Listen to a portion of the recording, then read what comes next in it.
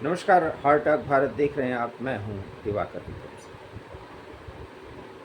प्रधानमंत्री नरेंद्र मोदी और ईरान के राष्ट्रपति पेजेस्कियन के बीच, वैसे उनका पूरा नाम मसूद पेजेस्कियन है लेकिन हम उन्हें पेजेस्कियन कहते हैं, एक धार्मिक नेता से अलग उनकी छवि एक प्रोग्रेसिव नेता के तौर पर ईरान में है और वो वर्तमान में ईरान के राष्ट्रपति हैं। हालांकि सत्ता की चाबी अली खामेनेई जो ईरान के मुख्य धार्मिक नेता, इमाम, मौलाना या ईरान के सर्वे सर्वा, आप उन्हें जो चाहें वो कह सकते हैं। और फिलहाल इजराइल और अमेरिका के हमले के डर से वो कहीं बंकर में छिपे हुए हैं। समय समय पर युद्धरत ईरान के लोगों को सांत्वना देने और उन्हें अपने देश के लिए लड़ने मरने के लिए वो वीडियो जारी करते हैं, लेकिन कहाँ हैं ये किसी को पता नहीं। खबर ये भी है कि वो ईरान छोड़ कर के भाग चुके हैं। खबर ये भी है कि शायद इजराइल और अमेरिका के हमले में उनकी मौत हो चुकी है। भारत के साथ ईरान के संबंध बहुत ऐतिहासिक हैं और सांस्कृतिक संबंध और व्यापारिक संबंध के कारण भारत और ईरान आज भी एक मित्र हैं और ये मित्रता आगे भी रहनी है।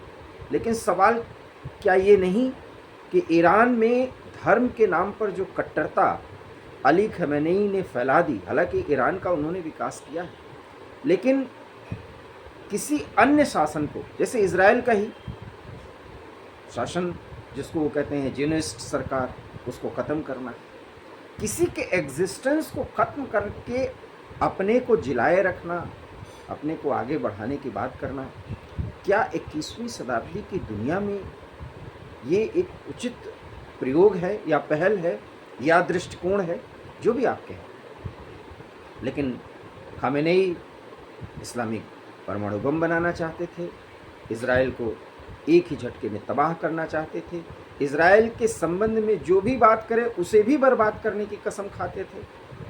अमेरिका और उनकी दुश्मनी क्या रही, कैसे रही, अमेरिका कोई दूध का धुला नहीं है, हम उसका पक्ष नहीं ले रहे। लेकिन भारत जैसे देशों का भी कई मौक़ों पर अली खामेनेई के ही नेतृत्व में कश्मीर के मुद्दे पर वो साथ नहीं दिया गया जो देना चाहिए था। बावजूद इसके ईरान और भारत के बीच चाबहार पोर्ट का जो कुछ भी विकास हो रहा है वो भारत कर रहा है। इस ऐतिहासिक संबंध के कारण पेजेस्कियन और मोदी के बीच जो बातचीत हुई है और लगभग 45 मिनट तक ये बातचीत चली, उसमें रणनीतिक तौर पर जो भी प्रधानमंत्री ने उन्हें कहा है, ये बात तो ईरान को माननी पड़ेगी। ये निश्चित मानिए, आज हो सकता है कि वो इजराइल को ख़त्म करने की बात करें, अमेरिका को ख़त्म करने की बात करें, लेकिन ईरान के लोगों को पता है और ईरान से सहानुभूति रखने वाले देशों का, जैसे भारत के लोग और भारत की सरकार, ये जानती है कि ईरान की एक गलती भारी तबाही ला सकती है ईरान के अंदर। और ये कोई स्वाभिमान और दिखावा नहीं है कि वो सबसे मजबूत लोग हैं और अपने देश की खातिर जान दे सकते हैं। कफन बांध करके घूमने और जलसा करने से कुछ होने वाला नहीं, क्योंकि एक संस्कृति को बर्बाद कर देने, आधुनिकता की राह में बहुत आगे बढ़े ईरान को तबाह करने की बात होती है। सुबह सुबह या देर रात में कई विमान जाते हैं और वहाँ पर बम वर्षा करते हैं, लोगों को भागने पे मजबूर होना पड़ रहा है, बच्चों को मरने पे मजबूर होना पड़ रहा है, युवाओं को यूनिवर्सिटी और कॉलेजेस छोड़ने पड़ रहे हैं, शिक्षा और स्वास्थ्य की स्थिति बुरी हो रही है। जबकि अभी इजराइल और अमेरिका ने सिर्फ उनके मिलिट्री इंस्टॉलेशन और परमाणु इंस्टॉलेशन पर हमला किया है। मतलब और मैंने समझिए, अगर ये लड़ाई छिड़ी तो ईरान और ज़्यादा बर्बादी झेलेगा।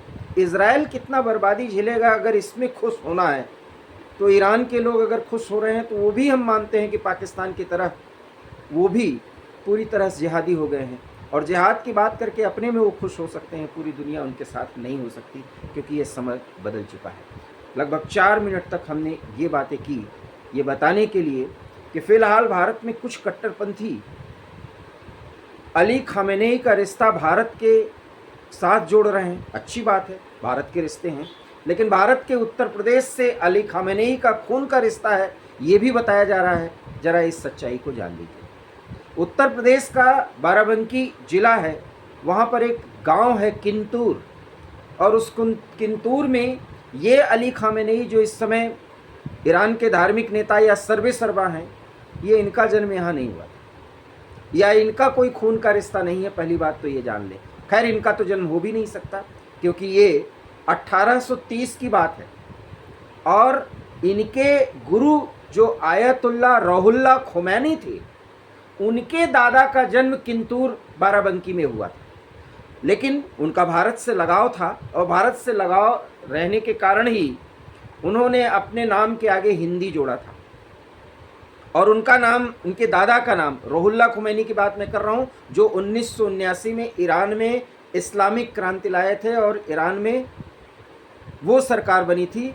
आयतुल्ला रूहुल्लाह खोमैनी उसके सर्वेसर्वा थे। उनके दादा, जिनका नाम था अहमद हुसैन मुसावी, रूहुल्लाह खोमैनी के दादा अहमद हुसैन मुसावी, इनका जन्म बाराबंकी के किंतूर में हुआ था। और उस समय अवध के नवाब जो थे वो ईरान गए थे एक धार्मिक यात्रा पर। उन्हीं के साथ आयतुल्ला रूहुल्लाह खोमैनी के दादाजी जो अहमद हुसैन मुसावी थे, वो भी वहाँ घूमने गए थे। लेकिन वहाँ पर खुमान एक गांव था, एक स्थान था, वहीं खुमान में वो बस गए, इसलिए उस जगह के नाम से उनके आगे खोमैनी जुड़ा।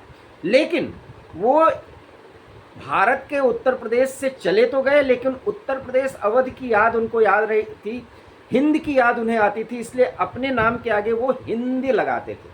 और उसके बाद वो वहाँ पर धर्म की शिक्षा दीक्षा दे रहे थे, और इसीलिए उनको लोग अहमद हुसैन मुसावी हिंदी कहते थे। तो ये हिंद का या भारत का कनेक्शन रूहुल्लाह खोमैनी से है। और वो खोमैनी जो थे, उनके ये गुरु थे, माफ़ करिएगा, ये चेला थे, जो वर्तमान में अली खामेनेई साहब हैं। तो इससे गुरु शिष्य के परंपरा के नाते आप एक रिश्ता जोड़ सकते हैं। लेकिन अली खामेनेई जो इस समय वहाँ के धार्मिक नेता हैं, इनका कोई रिश्ता उत्तर प्रदेश के बाराबंकी से नहीं है। उत्तर प्रदेश के बाराबंकी का किंतूर गांव, रूहुल्लाह खोमैनी जो 1979 में इस्लामिक क्रांति लाने वाले थे, उनके दादाजी, उनका संबंध भारत से था। और इसलिए आप कह सकते हैं कि एक रिश्ता तो ज़रूर है, क्योंकि गुरु का और शिष्य का जो रिश्ता होता है वो भी बड़ा मजबूत होता है, क्योंकि उन्होंने इस्लामिक शिक्षा दीक्षा आयतुल्ला रूहुल्लाह, माफ़ करिएगा, अली खामेनेई को, जो इस समय हैं, जो इस समय बंकर में छिपने को मजबूर हैं, इनको ये शिक्षा दीक्षा दी थी। और ये इस्लामिक शिक्षा दीक्षा में निश्चित रूप से भारतीय दृष्टिकोण का एक मतलब है। इसलिए जानिए कि ईरान की जो सोच है, उसमें वर्तमान सोच, खास करके 1979 की बात के सोच में भारत की मिट्टी का असर है। लेकिन इसके मायने नहीं कि अगर कट्टरता है तो इसमें हम भारत की और ईरान की तारीफ करें। कट्टरता कहीं भी हो, किसी भी धर्म से जुड़ा हो, और उसकी मजम्मत और मुखालफत करते ही रहना चाहिए, क्योंकि हम दुनिया के साथ एक होकर के चलते हैं। हमें अपने धर्म से प्यार होना चाहिए, लेकिन धर्म की वो मान्यताएं जो दूसरों के लिए हास्यास्पद हो जाती हैं, उसको हम प्रेजेंट करके अपनी क्या खासियत बताना चाहते हैं। तो फिलहाल ये जानिए कि अली खामेनेई का संबंध उत्तर प्रदेश के बाराबंकी के किंतूर से नहीं है, लेकिन इनके गुरु रहे धार्मिक नेता आयतुल्ला रूहुल्लाह खोमैनी का संबंध निश्चित रूप से, अगर खून का रिश्ता कहा जाए तो हिंद से है, अर्थात भारत से है, और भारत के उत्तर प्रदेश के किंतूर जो बाराबंकी जिले में है, उस गांव से है। और उस खून के रिश्ते के कारण, और उनका जो अली रूहुल्लाह खोमैनी थे, उनके जो दादा थे, उनका जो भारत से लगाव था, इसलिए वो हिंदी नाम जोड़ते थे। और इस समय अली खामेनेई की सरकार को गिरा करके डोनाल्ड ट्रंप जिस राजशाही को लाना चाहते हैं, वो आयतुल्ला रूहुल्लाह खोमैनी का विरोधी था, और उसको इतना ज़्यादा चिढ़ थी आयतुल्ला रूहुल्लाह खोमैनी से कि उनको देश निकाला भी दे दिया था। ये सब 1830 की बात है, जहाँ जन्म हुआ था आयतुल्ला रूहुल्लाह खोमैनी के दादा अली हुसैन मुसावी हिंदी का, जो यहाँ से उत्तर प्रदेश से अर्थात भारत से ईरान चले गए थे, खुमैनी में रहने लगे थे, धर्म की शिक्षा दीक्षा दे रहे थे। इसके बाद उनको देश भी निकाला गया क्योंकि वो कहते थे इस्लामिक शासन होना चाहिए, न कि राजशाही। राजशाही कितना अच्छा होता है, इस्लामिक शासन कितना अच्छा होता है, ये इस्लाम को मानने वाले तय करें। लेकिन एक निरपेक्ष दृष्टिकोण से देखा जाए तो शासन वो अच्छा होता है जिसमें सबकी बात सुनी जाए, सबकी बात कही जाए, लेकिन अपने बेसिक्स को न छोड़ा जाए। लेकिन कट्टरता हर जगह गलत होता है। इसलिए जो लोग आज उत्तर प्रदेश के बाराबंकी जिले के किंतूर को अली खामेनेई, जो इस समय ईरान के सर्वे सर्वा हैं, उनसे जोड़ रहे हैं, पहले तो वो अपने को करेक्ट करें। और अगर जानबूझ करके वो जोड़ रहे हैं तो आप अगर ये वीडियो सुन रहे हैं तो सही जानकारी रखिए। लेकिन इतना ज़रूर है कि अली खामेनेई के गुरु या सर्वे सर्वा कहे जाने वाले आयतुल्लाह रूहुल्लाह खुमैनी के दादा, उनका संबंध किंतूर से है। इसलिए एक संबंध जोड़ने के लिए आप अली खामेनेई को उत्तर प्रदेश के बाराबंकी के किंतूर से जोड़ सकते हैं, लेकिन इनका कोई खून का रिश्ता भारत से नहीं है। ये स्पष्टीकरण अगर आपको अच्छा लगा हो तो प्लीज़ इस वीडियो को लाइक कीजिए, इसे शेयर कीजिए, हमारे चैनल हार्ट ऑफ भारत को सब्सक्राइब कीजिए। बहुत बहुत धन्यवाद। नमस्कार।